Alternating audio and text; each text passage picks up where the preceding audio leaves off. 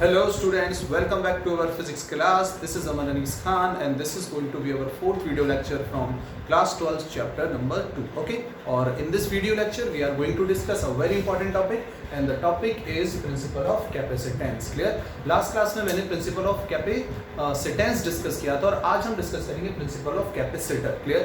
Capacitor एक device है जो इलेक्ट्रिक चार्ज को स्टोर करने का काम करता है और इसकी इंपॉर्टेंस और किस तरीके से ये सारा कुछ होता है इससे रिलेटेड जो वर्किंग है वो किस तरीके से होती है वो मैंने लास्ट क्लास में एक्सप्लेन की थी। तो अभी हम देखेंगे कि कैपेसिटर बनाने के लिए हम कौन सा कॉन्सेप्ट फॉलो करते हैं। क्लियर? लास्ट क्लास में हमने टॉपिक पढ़ा था प्रिंसिपल, लास्ट क्लास में हमने टॉपिक डिस्कस किया था कैपेसिटेंस ऑफ स्फेरिकल कंडक्टर और कैपेसिटेंस ऑफ स्फेरिकल कंडक्टर जो फॉर्मूला हमारे सामने आया था वो फॉर्मूला था C = 4 pi epsilon not R। यहाँ हमें पता चला कि कैपेसिटेंस जो होता है वो R के डायरेक्टली प्रोपोर्शनल होता है, यानी किसी भी स्फेरिकल कंडक्टर का कैपेसिटेंस उसके रेडियस के प्रोपोर्शनल है, यानी रेडियस जितनी ज्यादा होगी कैपेसिटेंस उतना ज्यादा होगा। बात ठीक है, लेकिन इस कॉन्सेप्ट को फॉलो करते हुए हम कैपेसिटर नहीं बना सकते। क्यों नहीं बना सकते? क्योंकि फिर वो बल्कि होगा और उसे यूज करना, उसे किसी इलेक्ट्रॉनिक डिवाइस के साथ कनेक्ट करना कन्वीनियंट नहीं होगा। तो हम एक ऐसे डिवाइस के पीछे हैं, अभी ऐसा कैपेसिटर बनाना चाह रहे हैं जिसे किसी इलेक्ट्रॉनिक डिवाइस के साथ अगर हम कनेक्ट करें तो वो कन्वीनियंट भी रहे और एक ठीक ठाक छोटे साइज में उसकी कैपेबिलिटी चार्ज को स्टोर करने की बहुत ज्यादा हो। क्लियर? तो सीखते हैं प्रिंसिपल ऑफ कैपेसिटर। तो देखो, अगर हम फॉर्मूले से डिस्कस करना चाहें तो हमें पता है कैपेसिटेंस को कैसे डिफाइन किया था हमने लास्ट क्लास में। C = Q/V amount of charge to enhance the potential by 1 volt. Potential by unit is called capacitance. इस तरीके से हमने डिफाइन किया था। इस फॉर्मूले के अकॉर्डिंग अगर मैं ये कहूं कि मैं कुछ भी करके पोटेंशियल को डिक्रीज करा दूं तो उस कंडीशन में अगर V डिक्रीज होगा तो C जो है वो ऑटोमेटिकली क्या हो जाएगा? इंक्रीज हो जाएगा। अगर हम कुछ ऐसा करें डिवाइस में कि जो पोटेंशियल है वो गिर जाए, अगर हम पोटेंशियल को गिरा सकें, ड्रॉप करा सकें, इसको डिक्रीज करा सकें, तो हम देख रहे हैं फॉर्मूले में कि कैपेसिटेंस जो है वो अपने आप इंक्रीज हो जाएगा। तो this is the principle of capacitor. और इसको किस तरह से डिफाइन करेंगे हम, वो देखो ध्यान से। हम कहेंगे we can enhance the capacitance of an object, capacitance of a device by reducing potential without changing its shape and size। क्या देखा हमने? किसी ऑब्जेक्ट के शेप और साइज को बदले बिना ही अगर हम उसके पोटेंशियल को V को घटा सकें तो C को हम बढ़ा सकते हैं। This is the principle of capacitor. Define हम बहुत अच्छे से करेंगे, डेफिनेशन हमें लिखनी भी है। क्या है डेफिनेशन? कि we can enhance the capacitance of an object by reducing potential without changing its shape and size. This is called principle of capacitor. Clear? और अब क्वेश्चन यही है दिमाग में कि कैसे पोटेंशियल को ड्रॉप किया जाता है, कैसे पोटेंशियल को घटाया जाता है। तो इसके लिए ज्यादा कुछ नहीं करना होता। इसके लिए एक कंडक्टर के पास में एक दूसरा उसके जैसा कंडक्टर रख दिया जाता है। अगर दो कंडक्टर एक साथ हो और दूसरे कंडक्टर को हम अर्थ कर दें, अर्थिंग लगा दें, तो इस कॉन्सेप्ट में इस सिस्टम का अपने आप ही पोटेंशियल बहुत ड्रॉप हो जाता है, कम हो जाता है और इस सिस्टम का कैपेसिटेंस अपने आप बढ़ जाता है। और अब हम ये सीखने वाले हैं स्टेप बाय स्टेप। तो फिलहाल हमने डेफिनेशन को डिस्कस किया और अब हम बढ़ते हैं इस कॉन्सेप्ट को बिल्कुल क्लियर करने की तरफ। ठीक है ना? तो सीखते हैं प्रिंसिपल ऑफ कैपेसिटर। देखो, तो सपोज इसको सीखने के लिए हमारे पास एक प्लेट है और इस प्लेट को मैंने नाम दिया कि ये हमारे पास प्लेट A है। ठीक है ना? ये A प्लेट है और A प्लेट को हमने पॉजिटिव चार्ज दिया है। यहाँ इस तरीके से ये पॉजिटिवली चार्ज है। फिलहाल ये फर्स्ट डायग्राम है। क्या ये प्लेट एक कैपेसिटर की तरह वर्क करेगी? बिल्कुल वर्क करेगी। कोई भी ऑब्जेक्ट जो चार्ज को स्टोर कर सकता है वो कैपेसिटर है। ठीक है ना? तो ये जो ऑब्जेक्ट है, ये जो प्लेट है, ये जो है चार्ज को स्टोर करने का काम करे। फिलहाल लिमिटेड है इसका कैपेसिटेंस, इतना नहीं कि हम इसको काम में ले सके या हमारे लिए यूजफुल हो। तो क्या करेंगे? देखो, नेक्स्ट स्टेप में मैंने कहा था कितने कंडक्टर होने चाहिए? 2। अभी एक ही है। नेक्स्ट स्टेप में मैं इसके पास, तो ये हमारी प्लेट A है, इसको हमने एज इट इज रहने दिया, ये स्टैंड इसको होल्ड करने के लिए, और यहां हमने इसको एज इट इज रहने दिया और इसके सामने एक और हम कंडक्टिंग प्लेट लेकर आए। ठीक है ना? एक और प्लेट हम इसके सामने लेकर आए हैं जिसको हमने इससे थोड़ी दूर रखा, पैरेलल रखा। इस कंडीशन में ये जो सेकंड प्लेट आई है ये B प्लेट है।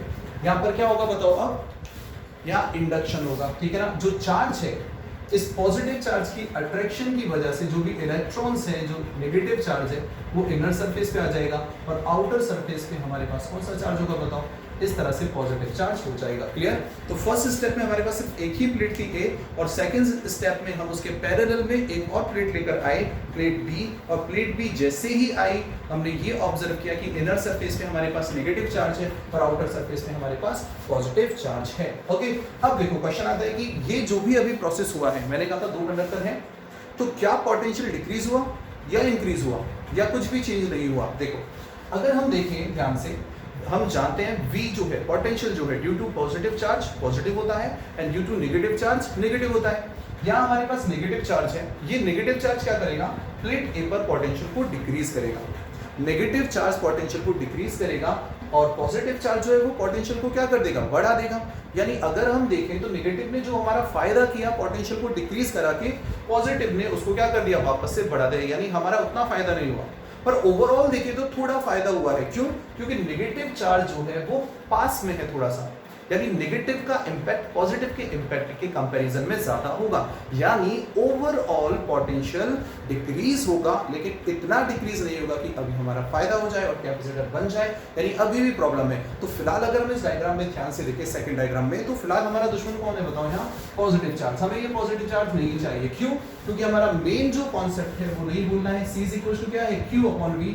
हमारा टारगेट है V को कैसे भी करके घटाना, और ये जो पॉजिटिव चार्ज है ये V को क्या कर रहा है? प्लेट 1 पे इंक्रीज कर रहा है, ये उसको बढ़ा रहा है। तो इस केस में मैं नेक्स्ट स्टेप में क्या करूंगा? हमें पता है अगर हमें पॉजिटिव चार्ज नहीं चाहिए तो उस आउटर सरफेस को क्या कर देंगे? हम अर्थ कर देंगे। देखो नेक्स्ट स्टेप में क्या होगा? ये हमारे पास वही प्लेट है, प्लेट A प्लस यहाँ यूनिफॉर्म डिस्ट्रीब्यूटेड है पॉजिटिव चार्ज, और दिस इज प्लेट B, इसके पैरेलल है सिमिलर, यहाँ नेगेटिव चार्ज, और आउटर सरफेस को हमने कर दिया है अर्थ। तो ये जो है ये अर्थ हो चुकी है, ठीक है ना? और जैसे ही अर्थ हुई ये पॉजिटिव चार्ज सारा कहाँ चला जाएगा? अर्थिंग में। या फिर हम ज्यादा कॉन्सेप्चुअल कहें तो हम कहेंगे इलेक्ट्रॉन्स आके उस पॉजिटिव चार्ज को क्या कर देंगे? न्यूट्रल कर देंगे। अंदर वाला नेगेटिव चार्ज अभी भी इसके अट्रैक्शन में बाउंड है।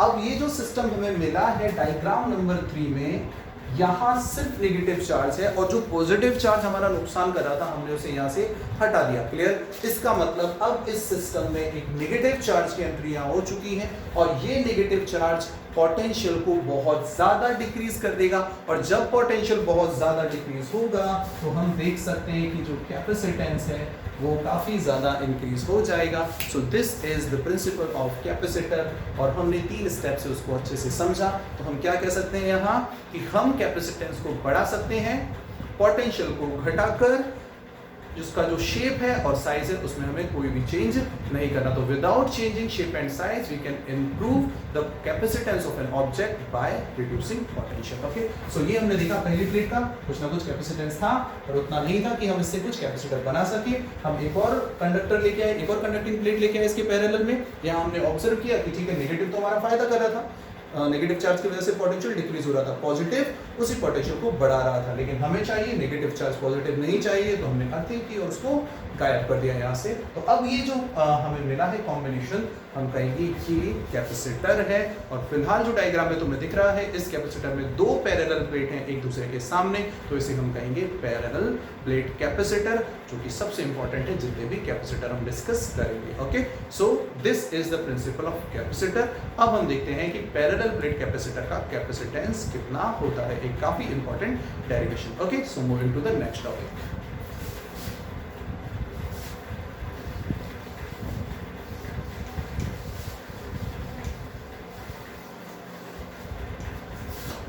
So the next topic is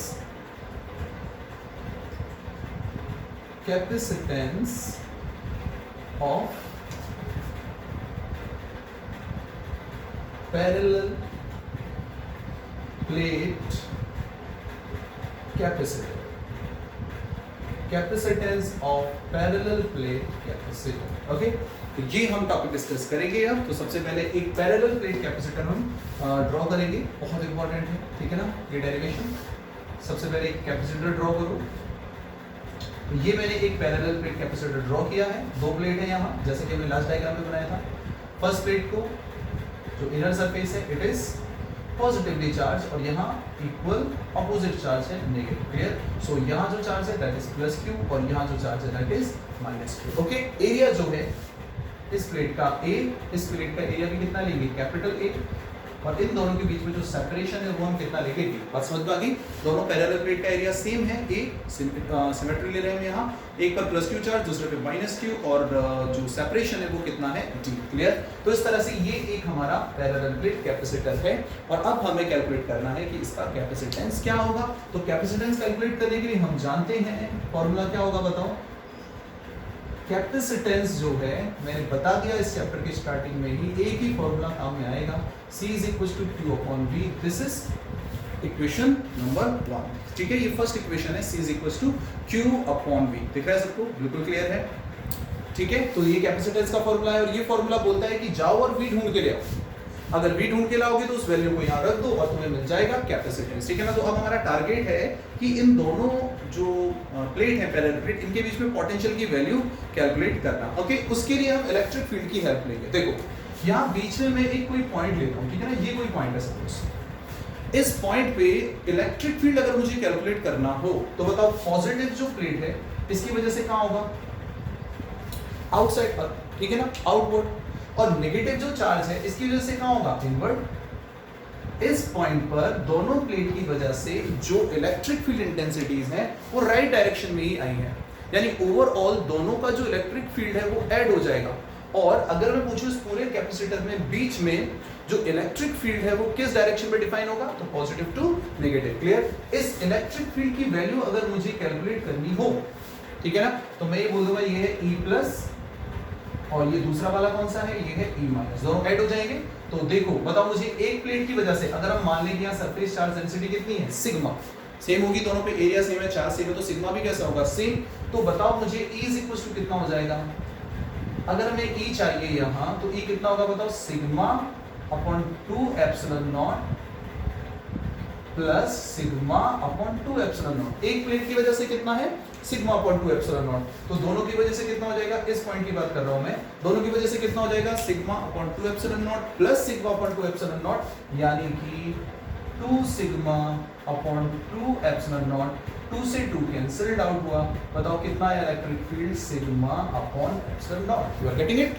diagram से हमने ये देख लिया कि इन दोनों प्लेट के बीच में जो इलेक्ट्रिक फील्ड इंटेंसिटी है वो है सिग्मा अपॉन एप्सिलॉन नॉट, क्योंकि एक प्लेट के लिए हमने गाउस लॉ के एप्लीकेशंस में पढ़ा था, सेकंड एप्लीकेशन में, कि एक प्लेट की वजह से electric field intensity sigma upon 2 epsilon not होती है। ओके, तो देखो C इज इक्वल टू कितना है यहाँ? Q upon V। तो अब हम अगर हम यहाँ लिखें, सबसे पहले मैं लिखूंगा electric field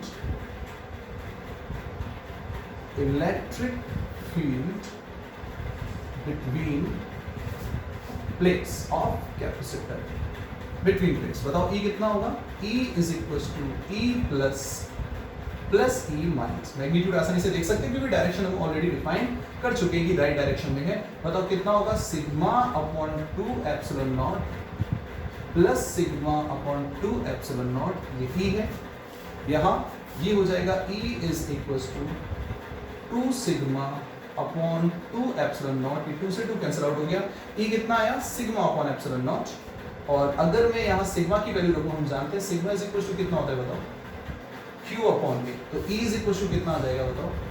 E is equal to हो जाएगा Q upon A epsilon not. Okay, Q upon A epsilon naught. ये हमारे पास इलेक्ट्रिक फील्ड की वैल्यू आ गई है, इक्वेशन नंबर 2। ठीक है, अब हमें चाहिए पोटेंशियल, क्योंकि यहाँ हमें V की वैल्यू रखनी है और V और E का रिलेशन हम इजीली जानते हैं। तो देखो यहाँ पोटेंशियल अगर हम बात करें, पोटेंशियल डिफरेंस या V की वैल्यू यहाँ कितना होगा?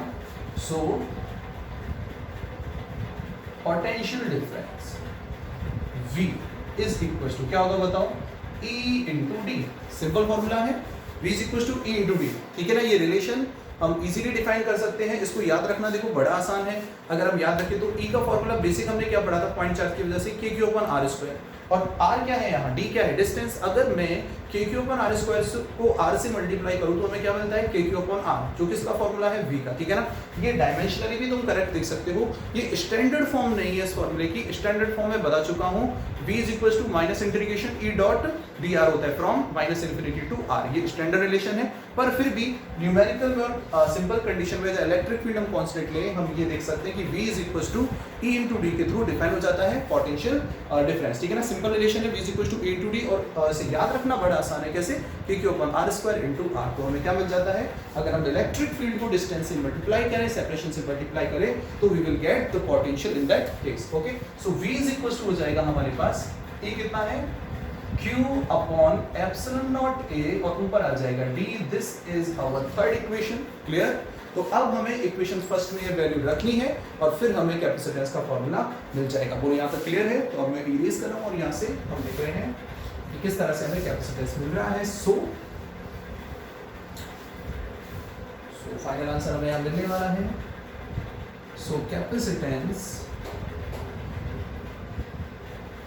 C is equals to Q upon, कौन सी इक्वेशन लिखेंगे हम, from equation first. Okay, so Q upon V की जगह हम रखेंगे QD upon epsilon naught A। You are getting it, QD upon epsilon naught A। ये Q हमेशा कैंसिल आउट हो जाएगा, देखो Q कैंसिल आउट हुआ, और क्या फॉर्मूला आया C का हमारे पास, C इज इक्वल टू आया epsilon naught A upon D। You are getting it. So capacitance आया है C is equals to epsilon naught A upon B. This is the capacitance of parallel plate capacitor। ठीक है, यहाँ अगर हम ध्यान से देखें तो मैं बोल सकता हूँ कि जो कैपेसिटेंस है that is proportional to A, और कैपेसिटेंस है that is anti proportional to D। यानी एक अच्छा पैरेलल प्लेट कैपेसिटर वो होगा जिसकी प्लेट का एरिया, जो प्लेट्स हैं उनका एरिया ज्यादा हो और उनके बीच में जो सेपरेशन है वो सेपरेशन कैसा हो, कम। ठीक है ना, क्योंकि ये प्रोपोर्शनल है एरिया के और D के एंटी प्रोपोर्शनल है। यानी अगर मैं यहाँ ग्राफ बनाऊं, सपोज यहाँ y एक्सिस पे हम C ले रहे हैं और यहाँ पर हम ले रहे हैं A, तो बताओ ये किस तरह से आएगा, प्रोपोर्शनलिटी स्ट्रेट लाइन। और अगर मैं D के साथ ये बनाऊं C और D, तो ये जो है ये आएगा इस तरह से एंटी प्रोपोर्शनल वाला। बोलो क्लियर है पॉइंट। तो इस तरीके से हम ग्राफ ड्रॉ कर सकते हैं, और this is the capacitance of parallel plate capacitor. एक बहुत इंपॉर्टेंट डेरिवेशन। ठीक है, अब देखो इसमें हम और क्या क्या ऐड कर सकते हैं और क्या सीख रहे हैं कॉन्सेप्ट। यहाँ हमने कैपेसिटर की प्लेट के बीच में देखा कि हम कैपेसिटेंस अगर देखें तो कितना आया, कांस्टेंट इलेक्ट्रिक फील्ड अगर हम देखें तो कांस्टेंट आता है, कितना आता है, सिग्मा अपॉन एप्सिलॉन नॉट। अगर हम लेफ्ट साइड पे देखें तो कितना होगा, जीरो, पॉजिटिव की वजह से बाहर और नेगेटिव की वजह से अंदर। और हम एक और चीज जानते हैं कि प्लेट की वजह से जो इलेक्ट्रिक फील्ड इंटेंसिटी होती है that does not depend on distance, वो डिस्टेंस पे डिपेंड नहीं करती। प्लेट के आसपास इलेक्ट्रिक फील्ड इंटेंसिटी यूनिफॉर्म होती है। ठीक है ना, तो ये कॉन्सेप्ट यहाँ काम में आएगा। दूसरा, ये जो कॉन्सेप्ट अभी हमने देखा है, principle of capacitance of parallel plate capacitor, ये हमने उस कैपेसिटर के लिए देखा है जिसके प्लेटों के बीच में वैक्यूम है, जिसके प्लेटों के बीच में कोई भी डाइइलेक्ट्रिक मीडियम नहीं है, कोई भी इंसुलेटिंग मीडियम यहाँ नहीं है, इसके प्लेटों के बीच में वैक्यूम है। यानी एक ऐसा कैपेसिटर जिसके प्लेट्स के बीच में वैक्यूम होता है, उसका कैपेसिटेंस कितना आया, C is equals to epsilon naught A upon D। Epsilon naught को हम जानते हैं, this is permittivity of free space और परमिटिविटी ऑफ वैक्यूम। हमने पहले चैप्टर में बहुत अच्छे से देखा था, वैल्यू होती है 8.85 इंटू 10⁻⁻²। क्लियर। अब देखो, अब अगर मैं तुमसे ये कहूँ कि कैपेसिटर की प्लेट्स के बीच में, ठीक है ना, ये तो यहाँ तक का डिस्कशन था, थोड़ा चलो एक्स्ट्रा डिस्कस करते हैं। अगर मैं ये कहूँ कि हमने इस कैपेसिटर की प्लेट्स के बीच में एक मीडियम भर दिया, ठीक है, और जो मीडियम हमने यहाँ भरा है उस मीडियम का डाइइलेक्ट्रिक कांस्टेंट है एप्सिलॉन R। हम जानते हैं एप्सिलॉन R, ठीक है ना। एप्सिलॉन R क्या है, रिलेटिव परमिटिविटी। ठीक है ना, बहुत अच्छे से हमने पहले चैप्टर में कॉन्सेप्ट सीखा था। एप्सिलॉन R मैंने क्या बताया था, मैंने जब एप्सिलॉन R का कॉन्सेप्ट एक्सप्लेन किया था वहां मैंने कहा था कि फिजिक्स में, इलेक्ट्रोस्टैटिक्स में कहीं भी कोई भी फॉर्मूला तुम्हें वैक्यूम के लिए मिल जाए और उसके बाद तुमसे कहा जाए कि अगर मीडियम हो तो क्या होगा, तो फिर मैंने तुम्हें बताया था कि जो एप्सिलॉन नॉट है ना, ये इसी का दोस्त है एप्सिलॉन R, और एप्सिलॉन नॉट के साथ कौन आ जाता है, एप्सिलॉन R। अगर मैं तुमसे कहूँ ये मीडियम भर चुका है, बताओ अब कैपेसिटेंस कितना होगा, तो अब हम लिख सकते हैं, बताओ C मीडियम कितना होगा।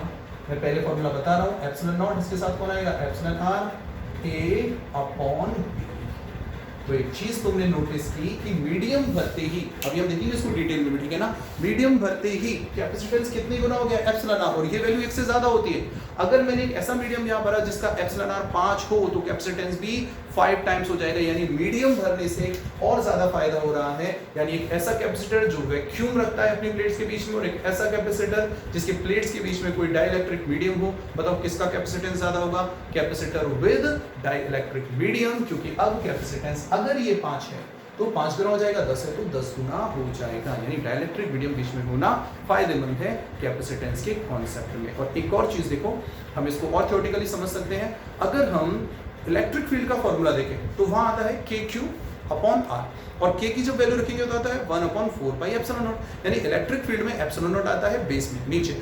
उसी तरह से V में भी आता है Q/4 pi epsilon not R, ठीक है। तो यहाँ दोनों जगह एप्सिलॉन नॉट आया नीचे, यानी अगर मीडियम होगा तो एप्सिलॉन नॉट के साथ एप्सिलॉन R बेस में मल्टीप्लाई होगा, यानी मीडियम आते ही इलेक्ट्रिक फील्ड डिक्रीज होगा, पोटेंशियल भी डिक्रीज होगा, इसीलिए तो कैपेसिटेंस क्या हो गया, अपने आप इंक्रीज हो गया, क्योंकि हमने ये पहला फॉर्मूला देखा है जहां एप्सिलॉन आर ऊपर आया है। फिलहाल अभी तक हमने इलेक्ट्रिक फील्ड का फॉर्मूला देखा, इलेक्ट्रिक पोटेंशियल का फॉर्मूला देखा, हमेशा एप्सिलॉन नॉट नीचे आता था, यहाँ पर एप्सिलॉन नॉट ऊपर आया है।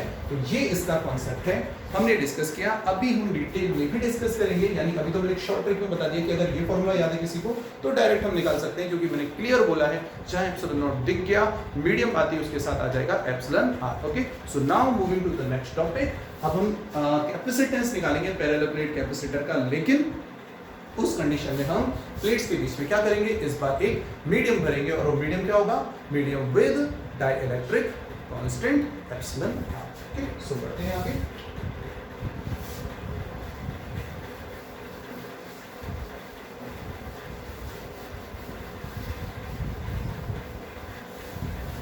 सो यहां देखेंगे capacitance of parallel plate capacitor, ठीक है,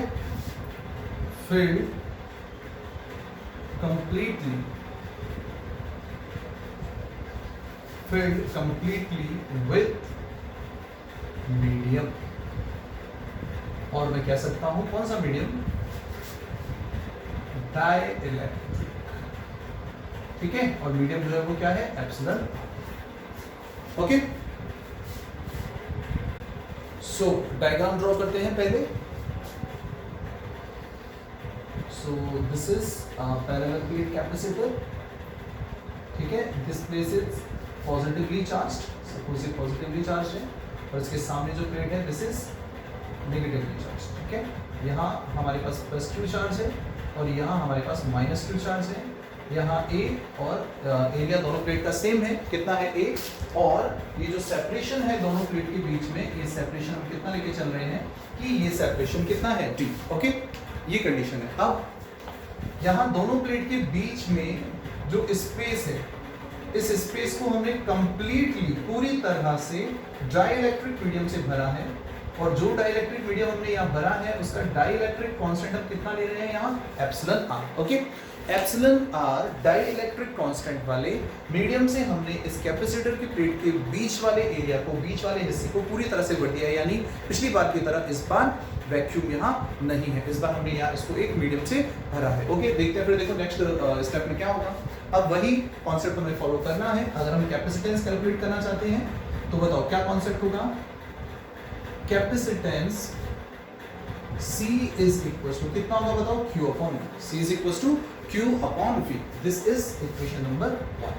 अब हमें यहाँ V की वैल्यू निकाल ली है और उसको इस इक्वेशन में पुट करना है, यही मेथड हम फॉलो करते आ रहे हैं, ठीक है ना। तो यहाँ मैं अगर लिखूँ C is equal to Q upon V, next step में बताओ V इज इक्वल टू कितना होगा, V इज इक्वल टू होगा E इंटू D। अब ये E कौन सा है, इलेक्ट्रिक फील्ड कौन सा है, देखो पोटेंशियल डिफरेंस हो गया V, that is equal to E into D, और E कौन सा है यहाँ, E है मीडियम वाला। You are getting it. इस बार E जो है वो वैक्यूम वाला नहीं है, क्योंकि अब मीडियम है तो इलेक्ट्रिक फील्ड चेंज हो जाएगा, ठीक है। इलेक्ट्रिक फील्ड के फॉर्मूले की अगर हम बात करें तो वहां भी 1/4 pi epsilon not Q upon R, इस पर सिंपल फॉर्मूला था, यानी that electric field also depends on medium, ये हमने फर्स्ट चैप्टर में अच्छे से देख लिया था। तो EM इंटू डी, और EM जो है वो E नॉट वैक्यूम वाले इलेक्ट्रिक फील्ड से कैसे रिलेट होगा, E naught upon epsilon R into D. अगर मीडियम आ जाए तो इलेक्ट्रिक फील्ड और इलेक्ट्रिक फोर्स डिक्रीज हो जाता है। अच्छे से समझते हैं हम, ये इलेक्ट्रिक फील्ड भी डिक्रीज होता है, जो कूलम फोर्स है वो भी डिक्रीज हो जाता है, ये हमने सीखा था। और कितना डिक्रीज होता है, 1 अपॉन एप्सिलॉन R टाइम्स, यानी जिस मीडियम में हमने रखा है उसी मीडियम का 1 अपॉन एप्सिलॉन R टाइम्स, ठीक है ना, उसका 1 अपॉन एप्सिलॉन R टाइम्स हो जाता है, यानी डिक्रीज हो जाता है। कोई कहिए किस तरीके से याद रहेगा, तो देखो इलेक्ट्रिक फील्ड का हमेशा, देखो कोई भी चीज यहाँ रिलेट करनी हो, इलेक्ट्रिक फील्ड का बेसिक फॉर्मूला याद करो। बताओ बेसिक फॉर्मूले के अंदर अगर हम बात करें इलेक्ट्रिक फील्ड के कॉन्सेप्ट में क्या था, के क्यू अपॉन आर, के की वैल्यू रखेंगे तो 1 अपॉन 4 पाई एप्सिलॉन नॉट, ठीक है ना। तो इसका मतलब इलेक्ट्रिक फील्ड जो है उसमें एप्सिलॉन नॉट कहाँ आता है, बेस में, तो एप्सिलॉन आर भी कहाँ आएगा, बेस में, बस यही चेंज आएगा। तो फर्स्ट वीडियो लेक्चर जो भी फर्स्ट चैप्टर था हम वहाँ उसका रेफरेंस ले सकते हैं। ये स्टेप समझने के लिए एक अच्छी स्टेप है, ये स्टेप समझने के बाद जो कॉन्सेप्ट है वो थोड़ा और बेटर हमारा हो जाएगा। तो अब बस E नॉट की वैल्यू हम ऑलरेडी निकाल चुके हैं। बताओ दोनों प्लेट के बीच में जब वैक्यूम था तो उस कंडीशन में लास्ट डेरिवेशन में हमने देखा था E नॉट कितना निकल के आया था, बताओ, सिग्मा अपॉन एप्सिलॉन नॉट। कैसे निकाला था हमने, sigma upon 2 epsilon naught plus sigma upon 2 epsilon not. तो ये वैल्यू अगर हम यहाँ पुट करेंगे तो V इज इक्वल टू हमें कितना मिलेगा, बताओ, ये हो जाएगा sigma upon epsilon not into epsilon R into D। Okay, sigma की वैल्यू बताओ कितनी है, सिग्मा है Q अपॉन A। जब सिग्मा की वैल्यू हम पुट करेंगे यहाँ तो V इज इक्वल टू कितना हो गया, बताओ, ये हो जाएगा QD upon epsilon naught epsilon R into A। तो this is our equation number 2। Second equation मिला, यानी हमने V की वैल्यू यहाँ निकाली। तो V जो है यहाँ इन दोनों को प्लेटों के बीच में जो पोटेंशियल था, इसको मैं बोल सकता हूँ वैसे V मीडियम बोल सकता हूँ, या V जो भी है, ये अब क्या होगा, E इंटू डी, लेकिन इस बार E वैक्यूम वाला नहीं, E कौन सा आएगा, मीडियम वाला, और मीडियम वाला E वैक्यूम वाले इलेक्ट्रिक फील्ड का 1 अपॉन एप्सिलॉन R टाइम्स होगा। तो बस अब हम वापस से यहाँ फर्स्ट इक्वेशन से बात करेंगे। तो फर्स्ट इक्वेशन से अगर हम वैल्यू रखें तो फ्रॉम लिखेंगे, from equation first we have C is equal to Q upon, बताओ क्या है, QD upon epsilon not into epsilon R into A।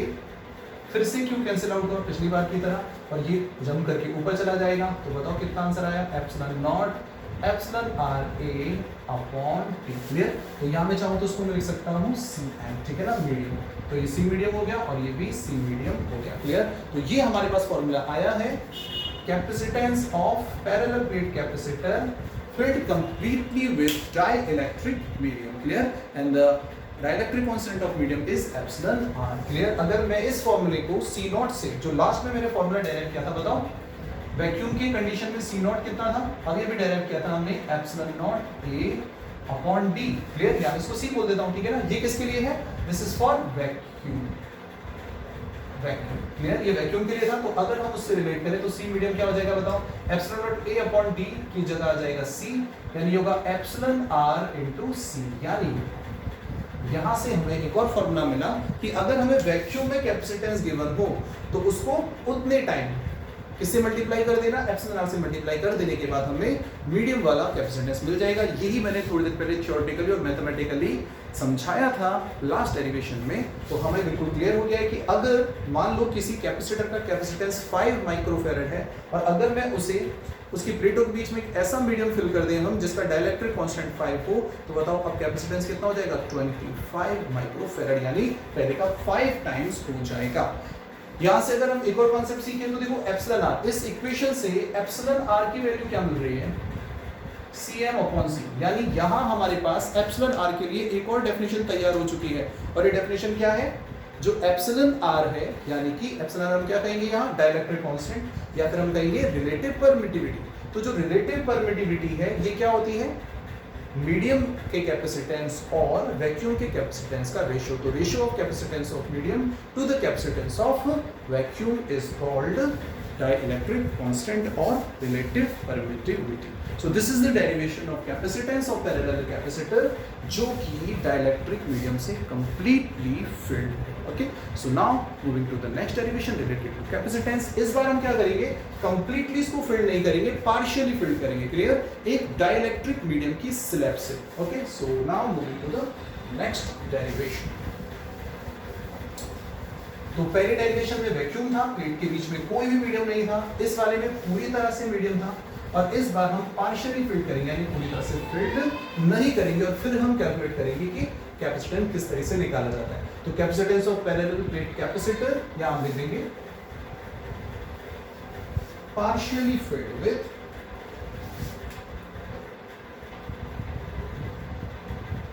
partially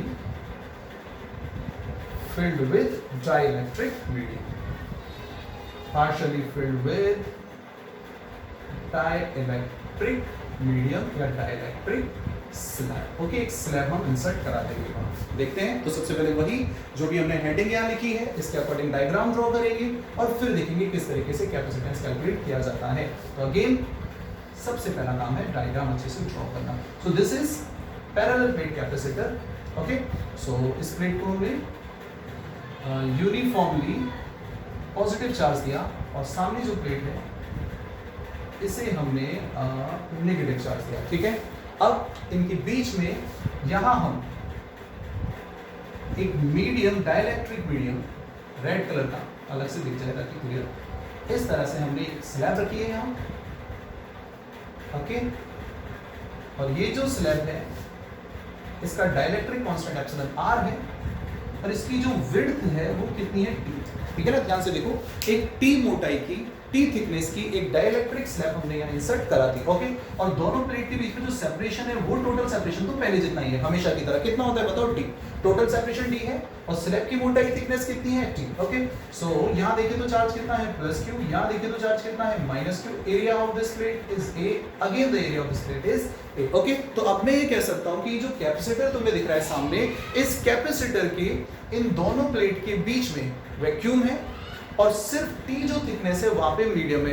अगर टी थिकनेस में मीडियम है तो डी माइनस टी जो सेपरेशन है वहां पर क्या होगा बताओ, उस सेपरेशन में वैक्यूम होगा, या उस सेपरेशन में क्या होगा, एयर होगा वहां पे। ठीक है ना, तो अब देखते हैं, देखो किस तरीके से इसको सॉल्व करेंगे। तो अगेन वही कंडीशन है, हमारा जो डेरिवेशन है हमेशा एक ही पॉइंट से स्टार्ट होता है। कैपेसिटेंस हमें कैलकुलेट करना है। बताओ कैपेसिटेंस के लिए क्या फॉर्मूला है, basic capacitance C is equal to Q upon V, ये हमेशा हमारा फर्स्ट इक्वेशन होता है।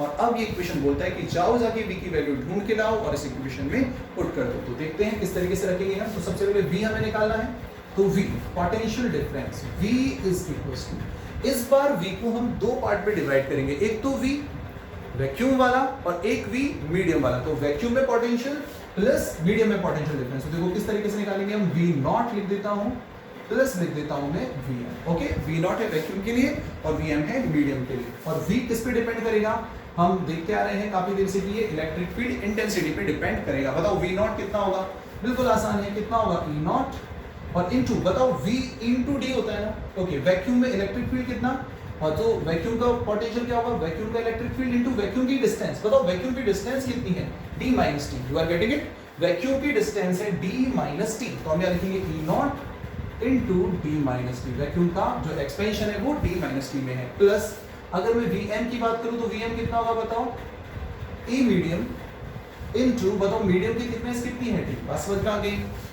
पोटेंशियल को डिफाइन करते हैं हम इलेक्ट्रिक फील्ड इनटू डिस्टेंस। बताओ वैक्यूम में इलेक्ट्रिक फील्ड कितना है, E नॉट, और डिस्टेंस कितना है, D माइनस टी। ठीक, उसी तरह से यहाँ कितना होगा, Em इनटू T। ओके, अब वैल्यू पुट करते हैं, V is equal to E naught बताया था कितना है, sigma upon epsilon not into D minus T, plus E medium कितना होगा, E naught upon epsilon R, E naught upon epsilon R into T। पिछले concept में हमने सीखा, बताओ V इज इक्वल टू कितना होगा, sigma upon epsilon not into D minus T, plus E nought वापस से रखो, sigma upon epsilon not into epsilon R into T। Okay, तो वापस से सिग्मा अपॉन एप्सिलॉन नॉट यहाँ कॉमन आ रहा है, sigma upon epsilon nought common लो, बोलो क्या बचा, D minus T plus T upon epsilon R, D minus T plus T upon epsilon R. This is equation number second. तो हमें V फाइनली मिल चुका है, और इस V को किस में रख देना है बताओ, वापस से हम इस V को इक्वेशन फर्स्ट में रख देंगे। तो फ्रॉम इक्वेशन फर्स्ट बताओ C इज इक्वल टू कितना मिल रहा है हमें, Q अपॉन V। तो Q अपॉन, जब यहाँ रखेंगे, अच्छा सिग्मा की वैल्यू हम यहाँ पुट कर सकते हैं। बताओ sigma is equal to, sigma भी पुट कर देता हूँ, चलो सिग्मा कॉमन लिया है और एक स्टेप और बढ़ा देते हैं यहाँ, V इज इक्वल टू आएगा Q अपॉन, बताओ सिग्मा की वैल्यू कितनी होती है, Q upon A, Q upon epsilon naught A into D minus T plus T upon epsilon R. So this is our equation number second. Okay, अब ये यहाँ value हम पुट करेंगे. So from equation first ये second value put करो तो ये होगा Q upon epsilon naught A into D minus T plus T upon epsilon R. Okay, so ये आया यहाँ, बताओ Q से Q कैंसिल आउट होगा, बेचारे ये Q तो यहाँ कैंसिल होने के लिए ही आता है. तो बताओ C कितना है, फाइनली हमारे पास आंसर है एप्सिलॉन नॉट A हमेशा की तरह जंप करके ऊपर जाएगा, अपॉन में कौन रह जाएगा, बताओ D minus T plus T upon epsilon R. This is the capacitance of parallel plate capacitor partially filled with dielectric medium, जिसे हमने डाइलेक्ट्रिक स्लैब जिसमें इंसर्ट की हो T थिकनेस वाली. तो एक इंपॉर्टेंट फॉर्मूला, एक और इंपॉर्टेंट डेरिवेशन, तीनों डेरिवेशन थोड़े थोड़े चेंज होकर एक दूसरे से रिलेट करते हैं, और जो न्यूमेरिकल है वो किसी भी कंडीशन पे बन सकता है. बहुत अच्छे तरीके से हमने समझा. यहाँ सबसे इंपॉर्टेंट जो स्टेप है वो यही है कि क्या हम पोटेंशियल की वैल्यू निकालना सीखें, जिसको हम बहुत इजीली रिलेट कर देते हैं इलेक्ट्रिक फील्ड से by multiplying electric field with some distance. Okay, related distance. Okay, तो यहाँ ये हुआ epsilon A upon D minus T plus T upon epsilon R. ये फॉर्मूला अगर हम देखें तो हमारे इससे पहले वाले दोनों फॉर्मूले हमें लाके दे सकता है. कैसे, देखो, अगर मैं तुमसे कहूँ कि यहाँ वैक्यूम है, अगर यहाँ वैक्यूम है तो T इज इक्वल टू कितना होगा, 0. तो T is equal to 0 put करो, 0. ये भी 0 हो गया. बताओ कितना आया formula, epsilon naught A upon D. ये तो हमारा फर्स्ट फॉर्मूला था. अगर मैं कहूँ कि पूरी तरह से, सेकंड कंडीशन में पूरी तरह से कंप्लीटली फिल्ड है, तो बताओ T इज इक्वल टू कितना हो जाएगा, D. अगर T is equal to D है तो उस कंडीशन में D माइनस D और प्लस में D अपॉन एप्सिलॉन R. तो D माइनस D हो गया 0, D upon epsilon R, epsilon R ऊपर जाके कितना हो गया, epsilon naught epsilon R A upon D. यानी इस फॉर्मूले से हम इससे पहले वाले जो दोनों फॉर्मूले हैं वो इजीली डायरेक्ट कर सकते हैं, वैक्यूम वाला भी और कंप्लीटली फिल्ड कैपेसिटर वाला. Okay, so that's it for today's video lecture. ठीक है ना, carry on with your study, continue रखो अपनी स्टडी को, अच्छे से रिवाइज करो. इससे रिलेटेड कोई डाउट है तो I am always here in comment section और इन व्हाट्सएप, तुम डिस्कस कर सकते हो. सी यू इन नेक्स्ट